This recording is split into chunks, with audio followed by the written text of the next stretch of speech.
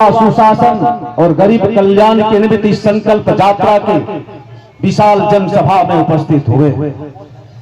मेरे मित्रों, आज इस राज्य का दशा और दिशा बिल्कुल चरमरा गई है।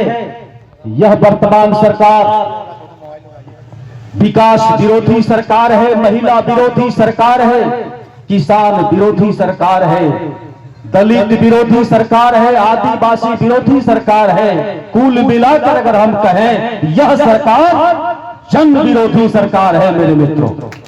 और इस जन विरोधी सरकार को अगर उखाड़ कर फेंकना है तो हम तमाम भारतीय जनता पार्टी के कार्यकर्ताओं को, इस विशाल जनसभा में उपस्थित तमाम आम जनता को आज इस दिल धाम से संकल्प लेने की आवश्यकता है। इस महागठबंधन की सरकार को उखाड़ कर फेंकेंगे। इस राज्य में फिर से एक बार भारतीय जनता पार्टी की सरकार को हम सभी बहुमत से जिताएंगे और आदरणीय बाबूलाल मरांडी जी के कुशल नेतृत्व में फिर से इस राज्य का चहुमुखी विकास करेंगे। मेरे मित्रों, हम सभी जानते हैं यह जन विरोधी सरकार भ्रष्टाचारी में लिप्त है, कोयले के तस्करी में लिप्त है, बालू के तस्करी में लिप्त है, पत्थर के अवैध उत्खनन में लिप्त है। मेरे मित्रों, यह सरकार जनता का सुधी लेने वाला नहीं है। राज्य का सचिवालय से लेकर के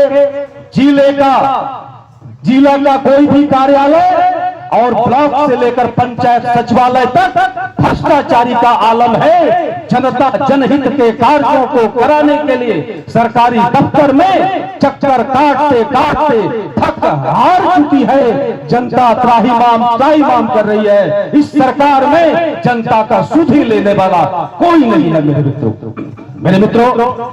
आज जनता हर कार्यालय में चक्कर काट रही है, बिना रिश्वत से कोई काम नहीं हो रहा है। और वर्तमान महागठबंधन का जो सरकार, जिसका मुख्यमंत्री हेमंत सोरेन जी है, धृतराष्ट्र की तरह आंख मूंदकर सिंहासन पर बैठी है। जनता का सुधी लेने का इसको कोई अधिकार नहीं है। यह जनता का सुधी नहीं ले रही है।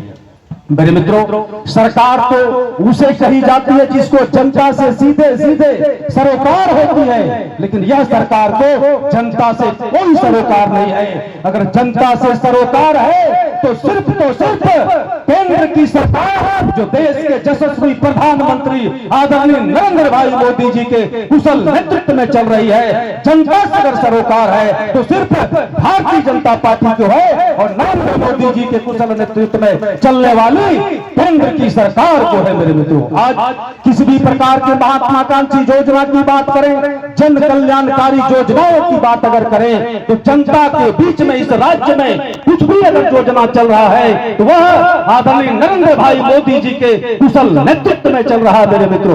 मेरे मित्रों, मैं बताना चाहता हूं कि भारतीय जनता पार्टी के द्वारा और इस केंद्र सरकार के माध्यम से जो कल्याणकारी योजनाएं चलाई जा रही है, हमें लगता है भारत के कोई भी ऐसे व्यक्ति नहीं है जिसको कि वर्तमान भारत सरकार के माध्यम से लाभान्वित नहीं की गई है। मेरे मित्रों, पार्टी के माध्यम से पिछले महीने 1 महीने तक कार्यक्रम चलाया गया था, महाजनसंपर्क अभियान। और उस महाजनसंपर्क अभियान में ये कड़ी थी, पार्टी का निर्देश था कि एक लाभार्थी सम्मेलन भी करना है। मेरे मित्रों, लाभार्थी सम्मेलन के माध्यम से हम सभी जन तक पहुंचे थे, सभी के घरों में पहुंचे थे। उस लाभार्थी सम्मेलन के माध्यम से हम सबों ने जब अध्ययन किया तो अध्ययन में यह पाया कि कपड़े के नामित दुकान में अगर कपड़े खरीदने के लिए हम सबों को बैठा दे तो वस्त्र को चुनने में काफी कठिनाई होगी। ठीक उसी प्रकार से